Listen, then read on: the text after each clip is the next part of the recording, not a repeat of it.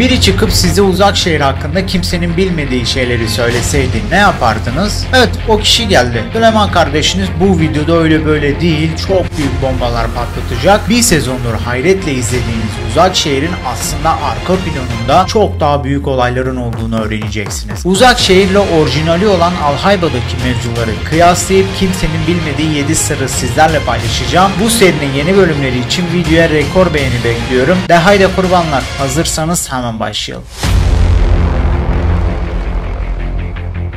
Evet, ilk gerçeğimiz. Bu gerçek aslında çok önemli bir gerçek. Uzak Şehir'de adı Boran olan kişi Alhayba'da adı Adel'di. Adamın adı Adel ve Cihan'ın abisi değil de kardeşiydi. Cihan'a ailenin en büyük evladıydı. Uzak Şehir senaristlerinin bu gerçeği bize söylememesindeki nedeni zamanla yapacağım videolarda anlayacaksınız. Bu mevzuyu şimdi açıklarsam işin büyüsü bozulacak. Bu arada Uzak Şehir'de abisi olarak gösterilmesindeki nedenlerden biri de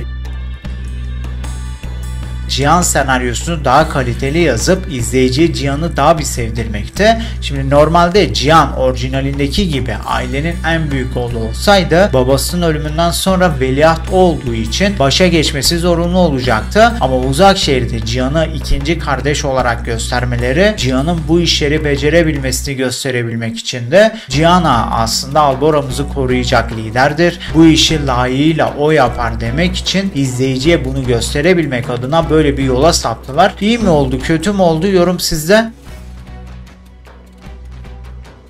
Evet, çok büyük bir gerçek daha var. Bizim Uzak Şehir'de Boran Ecmel'inoğlu dediler ama orijinalinde Boran Ecmel'inoğlu değildi. Yani Adel. Zaten Boran Ecmel'inoğlu olsa nasıl ikinci evlat Boran oluyor? Bizim Uzak Şehir'de olaylar nasıl anlatıldı? Sadakatle Azem'den önce, yani Sadakatle Cihan'ın babasından önce Sadakatle Ecmel birlikteliği olmuş ve Ecmel Sadakat'e umut verip çocuk yapıp ayrılmak istemiş. Yani kullanıp atmış, bizde öyle gösterildi ama işin gerçeği öyle değil. Boran Ecmel'inoğlu değildi. Az sonra büyük bir gerçeğe daha geleceğim. Bu video baştan sona sizi şaşırtacak. Videoyu lütfen izlemede kalın. Bu arada dostlar, video başında da söyledim. Videoda ilginizi çeken olaylar olursa Uzak Şehir'i izleyen dostlarınıza da bu videonun linkini atın. Elden ele bu videoyu coşturalım ki devamı daha ateşli bir şekilde gelsin. Çünkü elimde çok daha büyük sırlar var.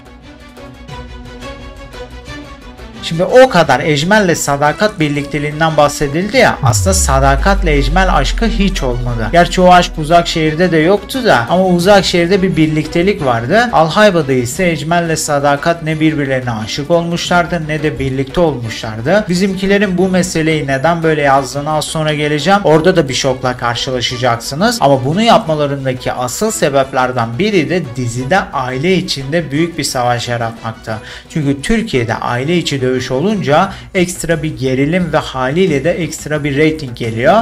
Bir de aşiret dizisi olduğu için de izleyicinin çoğunu bir yerden yakalamaları gerekiyordu. Yani boşuna mı sosyal medyada bu tarz paylaşımlar görüyorsunuz? Bilmem babam amcamı kandırdı yoksa biz ülkenin en zenginlerinden olmuştuk. Ya da ne bileyim sevmediğim baba tarafı tarzında baya paylaşımlar oluyor ve bu paylaşımlar baya bir beğeniliyor. Senaristin bu tarz bir aile savaşında işlemesi tabii ki de ekstra bir reyting getirdi. Çünkü zaten ülkede birçok ailede aile içi savaşlar var. Bir de Sado ile Eco Savaşı gibi bir efsane yaratıldı. Bu yönden de ekibi kutluyorum.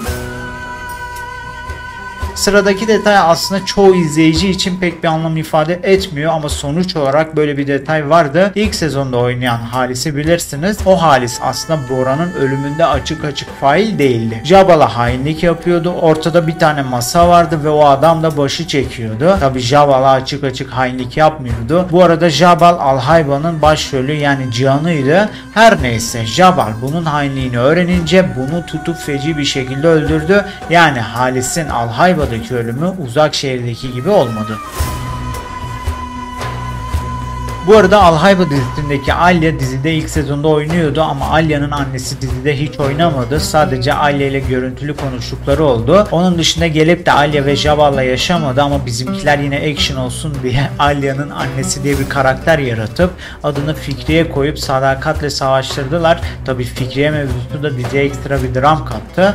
Dizi ekibi illa diziyi uyarlıyor diye her şeyini uyarlayacak değil. Bu yüzden de çoğu yerde ekibi kutlarım. Gerçekten dizinin orijinal orijinali efsaneydi ama bizimki daha bir efsane.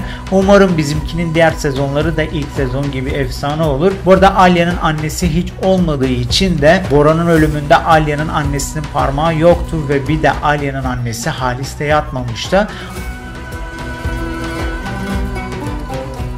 Az önce demiştim ya, az sonra büyük gerçekler var. O büyük sırra geldik. Sırra kadem basacağız şimdi. Dur, deyim bu değildi. Gerçi deyim buydu da burada kullanılmıyor. Her neyse, bu gerçek çok önemli. Video sonlarına koymam da sizi ekranda tutmak istediğimden dolayıdır. Buraya kadar izleyenler şanslılar. Dostlar, şimdi Ecmel hapisteydi ya. Hapiste olmasının sebebi Hasan'da. Hasan kim? Sado'nun kardeşi. Peki Hasan Ecmel'i niye satar? Albora'nın başına Ecmel geçmesin diye. Sadakat Hasan'a Ecmel'i polise satmasını söyler çünkü tüm her şeyi Hasan biliyordur. Ecmel'in infazı Hasan'ın elindedir. Sadakat de bunu bilince sırf Ecmel Albora'nın başına geçmesin diye Azem'in ölümünden sonra Hasan Sadakat'in de emriyle Ecmel'i polise ispiyonlar. Ecmel bunu sonradan öğrenir ama elinde hiçbir şey yoktur. Çünkü Ecmel polise ateş açmıştır ve o bahsi geçen uyuşturucu ticaretini de açık açık yapmıştır. Şimdi burada Hasan'la Sadakat'in aslında bir suçu yok. Çünkü Ecmel hapse girmeyi hak ediyor. Uyuşturucu satan birinin dışarıda gezmesi gibi bir durum söz konusu olamaz. Ama tabii ki de Sadakat narkotik şube değil. Hemen pençelerini çıkartıp saman altından su yürüterek Cihan'ı başa geçirmek için Ecmel'i hapse attırır. Peki orijinalinde nasıl oluyordu? Ecmel'le Sadakat yatmamışlardı. Boran Ecmel'in oğlu değildi. Ecmel Sadakat'e darbe vurmamıştı. Peki ya Sadakat Ecmel'i neden sattı? Orijinalinde de aynı amaçla Ecmel'i satıyordu. Amacı Cihan'ı başa geçirmekte. Tabi uzak şehirde ekstra amacı Ecmel'den intikam almak. Yani Sado her yerde Sado. Bu gerçeği çoğunuz uzak şehirde az çok gördünüz ama üzeri örtülü bir mevzuydu ve ben de bu sırrı açığa vurdum. Artık olayı bilmeyen bir Allah'ın kulu kalmamıştır. Çünkü herkesin anlayacağı şekilde tane tane ve detaylı bir şekilde anlattım. Bu arada 6 sırrı paylaştık. 7. sıra aslında çoğunuz biliyorsunuz. Hele geçmiş uzak şehir videolarımı izleyenler bu olaya fazlasıyla hakimler. Dostlar, kanaldaki hiçbir video boşuna değil. Onlarca uzak şehir videosu yaptık. Devamı da gelecektir. Tabi siz bu şekilde ilgi gösterip izleyip paylaştığınız sürece bu video çok önemliydi ya. İnanın çok daha önemli videolarla geleceğim. Uzak şehir dünyası çok geniş bir dünya ve bayağı da konuşulacak bir dünya. Burada ekmek var ve eğer videolarımı izlemeye devam ederseniz devamı gelecektir. Alya, Alhayba'da sadece tek bir sezon oynadı. Jabal'la birlikte oldu ve devamında da artık dizide oynamadı. Jabal'la çocuğu olmadı. Sadakat'le de böyle büyük tartışmaları da olmadı. Kendisi çok elit bir kadındı ve gerçekten Kanada'dan geldiğini hissettiriyordu. Burada bizim Alya'ya laf atmıyorum. Onu da sevdiğimi tüm izleyicilerim bilir. Bu arada kendisi diziden kendi isteğiyle ayrılmıştı. Dizinin orijinalinin senaryosu kadına ağır geldiğinden kadın yeni sezonda anlaşmayı kabul etmemişti. Zaman geçtikçe bu mevzunun detayını da yeni videolarda konuşuruz. Evet, bu videoda 7 büyük sırrı sizlerle paylaştım. Aslında çok daha büyükleri elimde var. Ama işte ileriki videolarda da izleyicilere güzel bir içerik sunmak adına bu videoda bunları paylaştım. Siz istiyorsunuz ki her şey bir videoda öğrenin ama her şey adım adım olsun. Öyle olsun ki bir değeri olsun, değerli kalsın. Uzak şehir sırlarının ilk bölümü sona erdi. Yeni bölümün tarihini bilmiyorum ama uzak şehir kehanetleri serimden devam edebilirsiniz. Ekrana linkini koyuyorum. Hemen oraya gitmeden bu videoyu beğenip abone olmayı da lütfen unutmayın. Hadi eyvallah.